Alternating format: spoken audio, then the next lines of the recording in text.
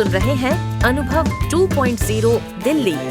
नई नई ये बातें, नई है जानकारी, आ गई अब हमारी सीनियर्स की बारी। इनके अनुभव से अपनी बदली दुनिया सारी, टाटा टाटी नाना नानी करते बातें प्यारी। सुन लो तुम, समझ लो तुम, हाँ सुन लो तुम, समझ लो तुम, बात ये हमारी। खुश रखोगे इनको तो होगी खुशी तुम्हारी। नई बातें हैं ये देखो, नई जानकारी, आ गई अब हमारी सीनियर्स की बारी। किससे कहानियां, सेहत और विज्ञान की बातें, रेडियो कार्यक्रम अनुभव में सीनियर्स की बात, सीनियर्स के साथ। वरिष्ठ नागरिकों के लिए उनके अनुभवों पर आधारित पॉडकास्ट श्रृंखला। इसे सामाजिक न्याय और अधिकारिता मंत्रालय, भारत सरकार के सहयोग से national institute for social defence और मीडिया फॉर कम्युनिटी फाउंडेशन द्वारा प्रस्तुत किया जा रहा है। इस कार्यक्रम की संकल्पना और रूपरेखा डॉक्टर आर श्रीधर ने तैयार की है।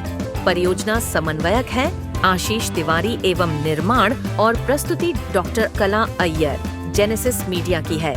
आइए सुनते हैं श्रीमान सचिन सैनी का अनुभव। मैं आज ये कहना चाहता हूँ कि जो पुराने जितने भी मतलब हमारे पुराने सिस्टम्स से उनके मुकाबले आज के सिस्टम्स बहुत फास्ट, बहुत जल्दी जल्दी से चेंज होते जा रहे हैं। बट जैसे कि मोबाइल आ गया है, अब आजकल अभी हम देखें तो एआई टेक्नोलॉजीज़ आ गई हैं, जिससे बहुत सारे लोगों में डर है कि उनकी जॉब चली जाएंगी। तो बहुत सारा कन्फ्यूज़न है, बहुत सारा कियोस्क है और टेक्नोलॉजी धीरे धीरे चेंज आती जा रही है। तो पहला तो यही है कि टेक्नोलॉजी में इतना सारा चेंज हुआ है जो हमारी लाइफ को तो ईजी कर रहा है, बट लेकिन साथ साथ समस्याएँ भी ला रहा है। जैसे कि एआई आया है तो उससे बहुत सारे लोगों को खतरा है, अपनी जॉब के लिए ख़तरा है। जैसे कि मैं भी एक प्राइवेट सेक्टर का एम्प्लॉई हूँ, तो हमें भी कभी कभी लगता है कि हम मतलब पता नहीं कितने दिन सर्वाइव कर पाएंगे। फिर साथ साथ उसके अलावा टेक्नोलॉजी में जैसे मैंने पहले देखा था, पुराने टाइम में हम कंप्यूटर का ज़माना होता था, पीसी होते थे 286, 386, 486। अब पेंटियम ये हो गए हैं 5 जनरेशन, 6 जनरेशन और 5 i7। विंडोज़ चेंज हो गई है पुराने टाइम की, और बहुत सारी चीज़ें एडवांस होती जा रही है, मोबाइल और ये सब। अब इतने सारे वियरेबल्स डिवाइस आ गए हैं। घड़ी आपका बीपी मॉनिटर कर रही है और आपका चलने की एक्सरसाइज में हेल्प मिल रही है। बहुत सारे चेंज आए हैं, बट साथ साथ अब ये भी एक प्रॉब्लम हो गई है इससे कि ना, जैसे पहले एक पूरा परिवार होता था, एक जॉइंट फैमिली में रहते थे, तो सब लोग मिलजुल के साथ रहते थे, एक जगह खाना बैठ के खाते थे, एक जगह खाना बनता था। और उसके अलावा जब हम लोग छत पे सोने जाते थे रात को, तो हम मतलब पहले शाम को गर्मियों के दिनों में पानी डाल के आते थे, फिर उसके बाद हम शाम को सोते थे। उसके बाद सुबह सब उठते थे। जो लोग खेती वगैरह करते हैं, हम लोग भी, जैसे हमारे पेरेंट्स खेती में थे, तो हम लोग भी गर्मियों की छुट्टी में नानी के घर जाने की जगह खेती में उनको देखने के लिए, उनके सपोर्ट के लिए सुबह सुबह 6 बजे से 10-11 बजे तक के लिए चले जाते थे। बट आज की जनरेशन बिल्कुल ही अलग है। वो बेचारे सुबह, मतलब मैं कई बार कहूँगा बेचारे, वो पता नहीं कॉरपोरेट वाले तो इतनी देर काम करते हैं, रात को 2 बजे देखो, 3 बजे देखो तो उनकी कॉल्स होती हैं। कॉल्स हमारी भी होती हैं, बट हमारे टाइम में इतना ज़्यादा स्ट्रेस नहीं होता था जितना स्ट्रेस है।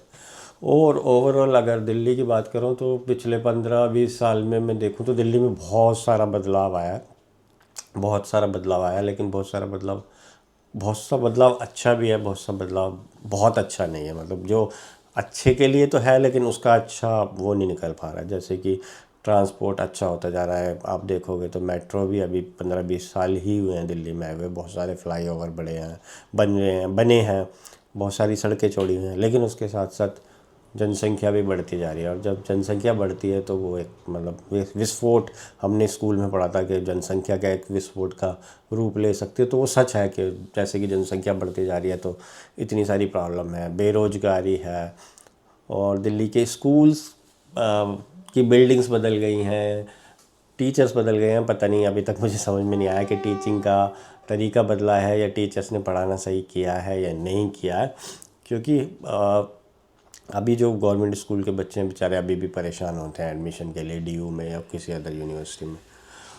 उसके अलावा और मैं देखूं तो दिल्ली में हाँ, लोग थोड़े से अब पहले जैसे गांव के माहौल में रहते थे, एक दूसरे से मिलजुल के एक दूसरे के कामों में सहायता करते हुए रहते थे, बट अभी वो कम हो गया है। अब जैसे अगर घर में भी 4 लोग बैठे होते हैं तो 4 में से 3 के हाथ मोबाइल होता है, तीनों आपस में स्क्रॉल कर रहे होते हैं। इसके अलावा आपस में ही बातचीत कम हो गई है घर के अंदर, और आस पड़ोस, फैमिली, ये चीज़ों की वैल्यूज़ थोड़ी सी पुराने के मुकाबले कम हो गई हैं। जो कि नई जनरेशन है, जो जेन ज़ी या जो नई जनरेशन जो भी आ रही है, उन लोगों की प्रायोरिटीज़ अलग हैं, उन लोगों की रिक्वायरमेंट अलग है। उन लोगों को जॉब चाहिए पहले, फिर गाड़ी चाहिए, फिर गाड़ी के बाद अलग फ्लैट चाहिए। सब अलग अलग तरह के बच्चों की रिक्वायरमेंट है। और पढ़ाई के और क्षेत्र में या फिर मतलब एजुकेशन के क्षेत्र में मैं यही कह सकता हूँ कि हाँ, पहले हम लोगों को अवेयरनेस बहुत कम रहती थी। जैसे जब मैंने 12th किया था तो हमको पता ही नहीं था उसके बाद क्या करना है, तो जो किसी ने बोल दिया वही करने लगे। लेकिन अब बच्चों को अवेयरनेस होती है, बच्चे एक दूसरे से मिलते हैं, उनका फ्रेंड सर्कल बड़ा है, और इंटरनेट का एक्सेस है, और बहुत सारी चीज़ों का एक्सेस है। मैं जैसे कि जिस प्राइवेट जॉब में काम करता हूँ, तो हम लोग NGOs को है ना ट्रेनिंग देते हैं। तो हम लोग जो ट्रेनिंग देते हैं उसमें भी हम कम्युनिटी में जाके काम करते हैं। तो कम्युनिटी में भी वहाँ पे हमने यूथ रिसोर्स सेंटर जैसे करके एक चीज़ होती है, वहाँ पे बहुत सारे यंग बच्चे आते हैं, उनको बहुत सारी मतलब स्किल्स सिखाते हैं, उनको रिज्यूमे राइटिंग सिखाते हैं, इंटरनेट सर्फिंग सिखाते हैं, जो बेसिक वो नहीं है। तो कहने का मतलब दिल्ली में अगर आप पूरी दिल्ली घूमोगे तो आप दिल्ली को देखोगे कि दिल्ली एक मतलब पूरे भारत का एक छोटा वर्जन दिल्ली में है। दिल्ली में शहर भी हैं, दिल्ली में गांव भी हैं, दिल्ली में साउथ एक्स भी है, दिल्ली में स्क्राट प्लेस भी है, पर दिल्ली में नजफगढ़ भी है, दिल्ली में अलीपुर भी है, दिल्ली में बदरपुर बॉर्डर भी है, जहाँ पे गांव है, जहाँ पे अलीपुर में बता रहा हूँ, जहाँ पे गांव है, जहाँ पे खेती भी होती है, और वहाँ पे स्कूल अभी भी पुराने हैं, और बहुत सारे अभी भी मतलब ट्रैक्टर हैं वो। तो दिल्ली को आप पूरा अगर सही से घूमोगे, गली गली में घूमोगे, तो आप देख सकते हो कि पूरा भारत दिल्ली में आप देख पाओगे। और दिल्ली में मतलब अपॉर्चुनिटी भी हैं, साथ साथ अभी जैसे बोला पॉपुलेशन है, पॉपुलेशन तो है ही, तो पॉपुलेशन तो एक बड़ी समस्या है। उसके अलावा जिस वजह से बाकी सब चीज़ों के वो कम होते हैं। लेकिन एक दिल्ली की खूबसूरती भी है कि दिल्ली में अगर किसी को सर्वाइव करना हो ना, तो दिल्ली में बंदा 500 रुपये रोज़ कमा के भी सर्वाइव कर लेगा, और 5 लाख कमा के भी सर्वाइव कर लेगा। दिल्ली में मैंने जो नोटिस किया है कि खाना, फूड जो भी है 20-25 रुपये में भी आपको भरपेट खाना मिल जाता है आराम से। आप कहीं पे भी वो 4 पराठे और छोले सब्जी खा सकते हो। अगर आप ज़्यादा लेविश लाइफ जीते हो तो आप 5 लाख एक दिन में खर्च करके भी एक दिन का मतलब खाना खा सकते हो। तो दिल्ली में सब तरह के ऑप्शन है। तो इसका मतलब दिल्लीआइट यही लगता है कि दिल्ली सबका वेलकम करती है, और दिल्ली में अपॉर्चुनिटी है। और उसके अलावा दिल्ली के लोग पहले बहुत बहुत अच्छे होते थे, बहुत मिलनसार होते थे, तो अभी भी ऐसे नहीं है कि ख़राब हो गए हैं। दिल्ली के लोग अभी भी अच्छे हैं।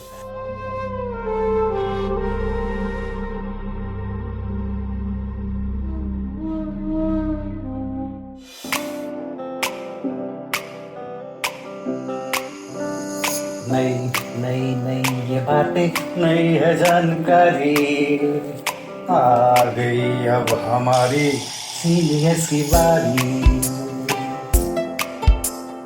इनके अनुभव से अपनी बदली दुनिया सारी, टाटा टाटी नाना नानी करते बातें प्यारी। सुन लो तुम, समझ लो तुम, हाँ सुन लो तुम, समझ लो तुम, बात ये हमारी। खुश रखोगे इनको तो होगी खुशी तुम्हारी। नई बातें हैं ये देखो, नई जानकारी, आ गई अब हमारी सीनियर्स की बारी। किस्से, कहानियां, सेहत और विज्ञान की बातें, रेडियो कार्यक्रम अनुभव में सीनियर्स की बात, सीनियर्स के साथ। यह था अनुभव 2.0 दिल्ली, वरिष्ठ नागरिकों के लिए विशेष पॉडकास्ट श्रृंखला। वरिष्ठ नागरिकों से जुड़ी किसी भी जानकारी के लिए toll free Elder line number 14567 पर संपर्क करें।